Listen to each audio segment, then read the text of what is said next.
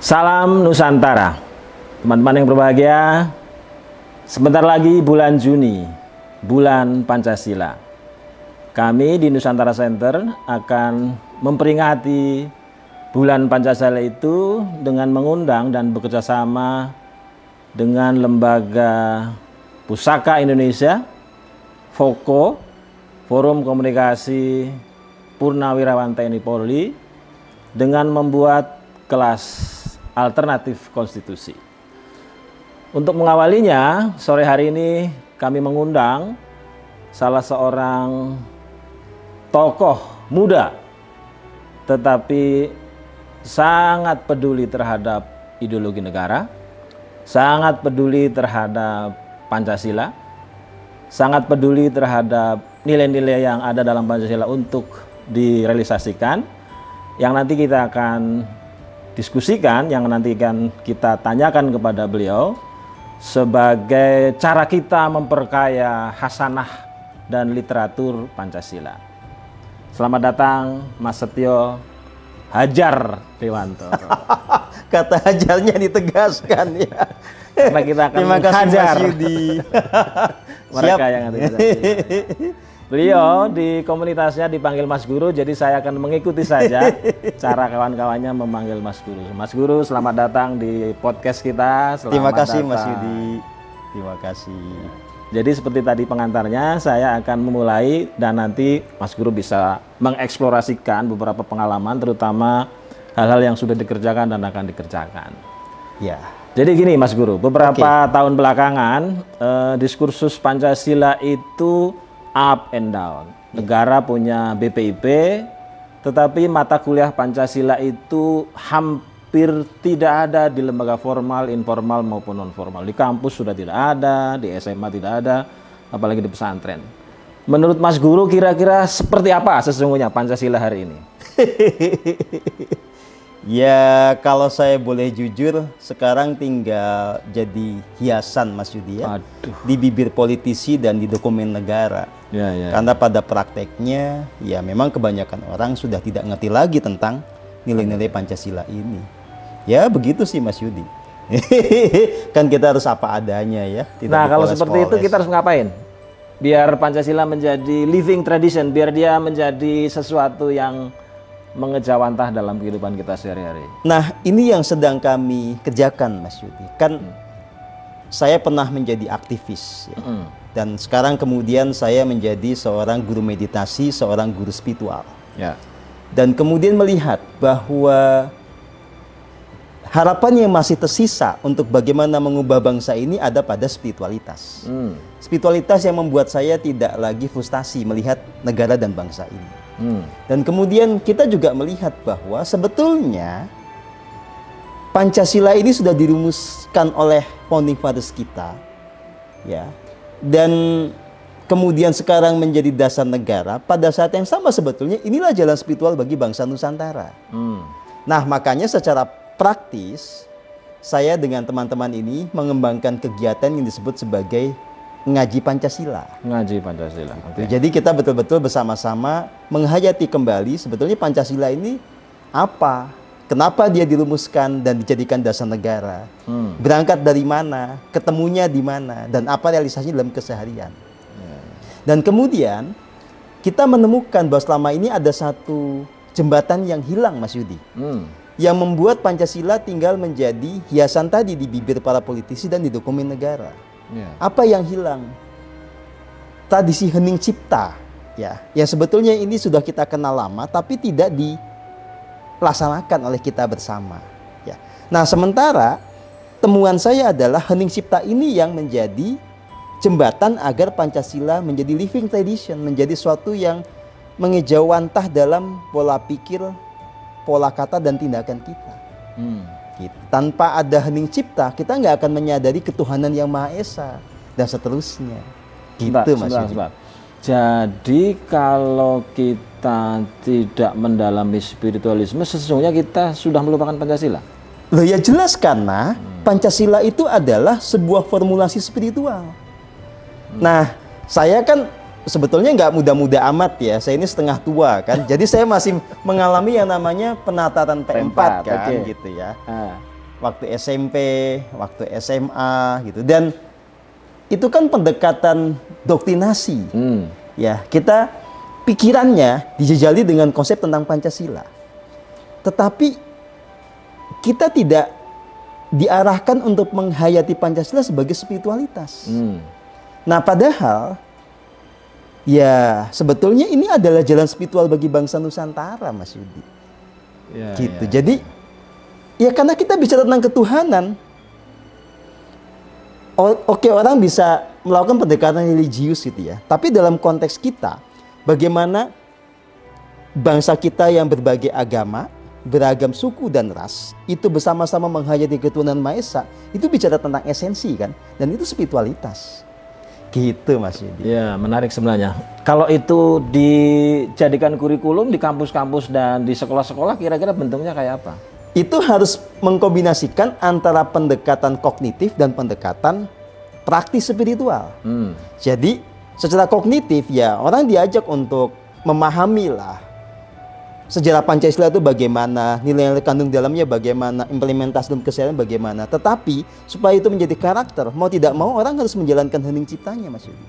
Jadi harus ada satu sesi di mana siswa diajak dan memahami hening cipta. Betul. Karena gini ya, kita misalnya bicara tentang ketuhanan yang Maha Esa. Kita secara nalar, ya tidak terlalu susah untuk orang Indonesia mengakui adanya Tuhan yang Maha Esa. Ya. Tapi bagaimana soal Tuhan ini kemudian terinternalisasi dalam kesadaran kita. Sehingga kita sadar betul bahwa setiap langkah kita, setiap tindakan kita, itu mengikuti kehendak Tuhan. Nah, memahami Tuhan itu kan bisa secara filosofis, bisa secara dogmatik. Ini tetap nggak akan ketemu yang sesungguhnya dari Tuhan itu sendiri. Harus ada pendekatan berbeda, namanya pendekatan spiritual, pendekatan eksperiental. Supaya kita betul-betul bisa menghayati keberadaan Tuhan yang Maha Esa. Kita menyadari kasihnya yang paling murni dan kemudian kita menyadari keberadaan dia di relung hati kita, di sanubari kita. Itu hanya hening cipta, Mas Yudi. Dan ini sebetulnya dalam banyak tradisi agama juga dikenal dengan bahasa yang berbeda-beda kan. Ya. Misalnya kalau dalam tasawuf kita menyebutnya sebagai zikir nafas. Dalam tradisi katakanlah yang kita pahami populer sekarang di Hindu ya. Ini adalah yang disebut sebagai pranayama. Ya. Menyadari energi hidup dalam nafas kita. Ya, ini sama dengan meditasi atau mindfulness. Sebetulnya itu, Mas Yudi. Gitu. Terus kalau negara seperti absen dalam penghadiran Pancasila, kita harus ngapain ini? Sepertinya pemerintah itu nggak terlalu, kalau kita mau agak serius ya, sepertinya pemerintah kurang serius. Padahal ini kan ideologi negara. Padahal ini kan apa ya, semacam tuntutan kita dalam bernegara. Lalu kita ini harus bagaimana setelah melihat pemerintah kita anggap saja kurang begitu serius gitu.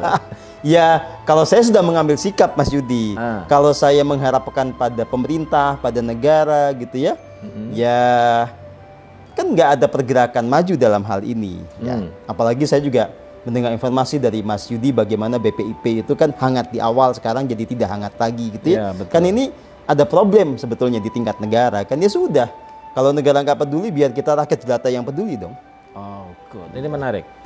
Sebagai masyarakat atau bagian dari masyarakat yang peduli terhadap Pancasila, sejauh mana kita harus optimis bahwa Indonesia adalah bagian dari kebangkitan peradaban spiritual? Jadi justru kita balik sedikit, Mas Yudi, ya. Yang bisa membuat kita tetap optimistik itu hanyalah betul-betul pendekatan spiritual. Dan optimisme ini sebetulnya ya memang akan menjadi nyata kalau kemudian kita mengalami kebangkitan spiritual. Pertanyaan berikutnya adalah, apakah ada tanda-tanda bahwa Indonesia ini bisa mengalami kebangkitan spiritual? Yang artinya juga berarti kita mulai kembali kepada Pancasila. Nah, saya melihat ada optimisme, Mas Yudi. Jadi, ya, saya melihat diri saya sendiri, melihat murid-murid saya, ya, yang itu kan sempat mengalami fase betul-betul sangat menguat di dalam identitas religiusnya, ya, menjadi orang yang sangat fanatis. Tapi seiring dengan perjalanan waktu, kita mulai mengalami pendewasaan, banyak mempertanyakan tentang religi, tentang doktrinnya, gitu ya. Dan akhirnya melihat bahwa kita perlu masuk pada spiritualitas, menemukan esensi kebenaran di sana. Orang kayak begini sekarang banyak, Mas Yudi. Banyak ya? Banyak, dan ini menjadi sebuah diskursus yang sudah umum. Nah, tinggal kita nanti betul-betul menemukan pola berspiritual yang tepat, yang selaras dengan Pancasila yang mana. Gitu, Mas Yudi. Supaya nanti ada korelasi dengan kebangkitan bangsa. Ya. Coba bocorin ke kita dulu. Fase-fase kebangkitan spiritual itu kira-kira harus dimulai dari mana dan apa yang harus kita kerjakan? Kan gini, Mas Yudi, ini kalau pada tingkatan individu dulu ya. Ya. Kan umumnya orang pada tahap awal kan ketika mencoba mencari makna hidup, mencari pada hal-hal yang sudah umum, lumrah. Ya, yang itu menjadi mainstream. Makanya kebanyakan orang pasti lari ke agama. Ketika goyah dengan kehidupannya, pasti cari pegangan di agama kan. Gitu. Tapi pada prakteknya banyak orang ketika sudah beragama juga nggak menemukan makna hidup. Ya, apalagi melihat banyak yang absurd di dalam kehidupan beragama. Nggak usah jauh-jauh ke belakang lah. Sekarang aja, isu Coldplay mau datang aja. Yang bikin ribet siapa coba? Kaum beragama. Loh iya. Orang mau nyanyi ya susah banget gitu loh ya. Ada aja yang diomongin gitu ya. Mau nonton Piala Dunia, kaum beragama lagi yang bermasalah kan. Wajar dong kalau kaum beragama itu mempertanyakan sebenarnya kita ini mau ngapain. Iya. Kenapa beragama malah jadi ribet gitu loh ya. Nah, dulu saya punya pergolakan yang luar biasa, Mas Yudi. Sampai kemudian sempat menjadi ateis lah. Oh ya? Iya dong. Oh, keren. Gitu. Ya karena ini menarik, buat saya Tuhan pada akhirnya menjadi omong kosong gitu loh. Apa? Gitu. Saya tidak menjadi bahagia dengan bertuhan kan zaman dulu itu. Ya. Gitu. Nah, dalam hal ini saya kan dulu bertuhan dengan cara agama kan. Pokoknya percaya Tuhan begini begitu. Saya ngalamin tidak nggak penting, mending percaya kan. Itu membuat saya tidak puas. Saya mencari terus, Mas Yudi. Akhirnya saya masuk kepada pendekatan eksperimental dong. Ini yang kita sebut spiritualitas. Saya mencoba mengalami Tuhan itu dengan berbagai metode. Nah, akhirnya ujungnya adalah saya menemukan keberadaan Tuhan yang nyata itu lewat hening cipta.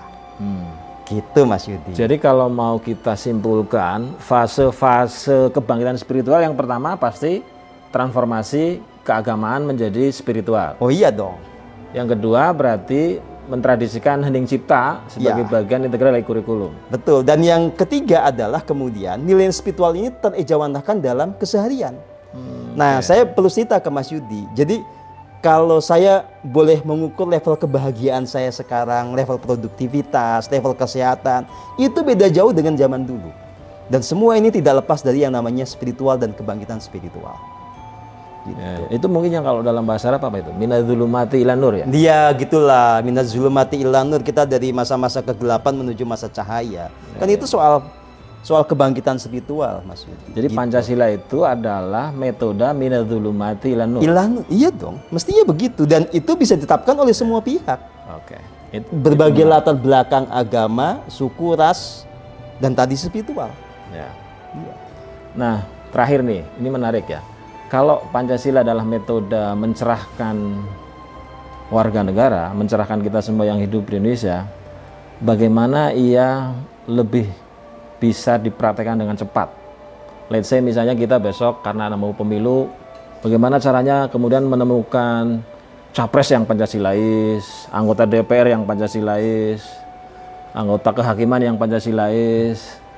Kalau perlu ketum partai itu yang Pancasila itu gimana caranya coba? Loh ya, idealnya kan begitu, Mas Yudi. Capres itu Pancasilais, ketua partai juga begitu, anggota dewan begitu. Tapi kan sekarang ya semenjak kita betul-betul menerapkan demokrasi pasar kan itu jauh panggang dari api gitu. Jadi antara Pancasila yang sejati dengan panggung politik ini kan udah jaraknya kejauhan. Kita nggak bisa instan dong. Meskipun pada akhirnya ya kita bisa memperjuangkan sebuah keajaiban, tapi kan juga ini susah dinalar, Mas Yudi. Jadi kita berangkat dari yang ini aja, berangkat dari yang paling realistis. Kalau pakai angka, kira-kira kita butuh berapa tahun untuk menghasilkan agensi Pancasilais?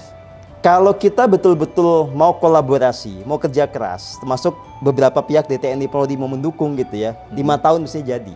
Ingat peserta, pemirsa yang baik, 5 tahun. Asal serius loh ya. Asal serius ya, 5 tahun. Iya dong. Baik.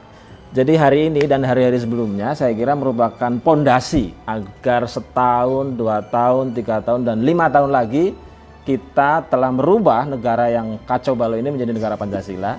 Harus dong. Elit yang hari ini belum mempraktekkan Pancasila menjadi Pancasilais.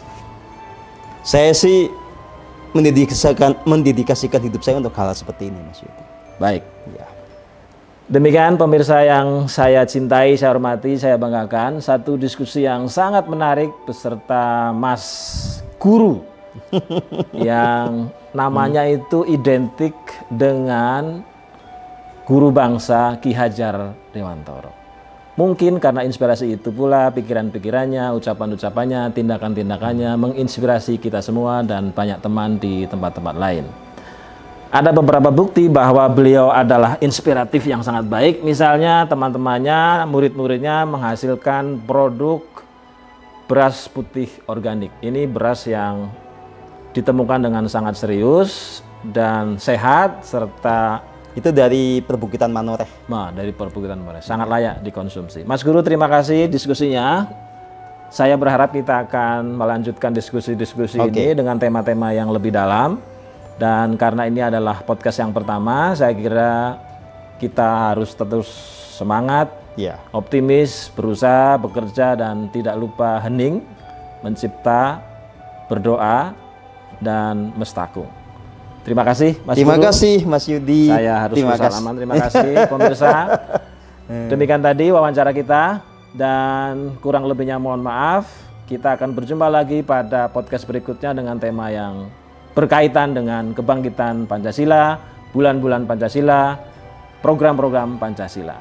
Salam Nusantara. Salam Nusantara.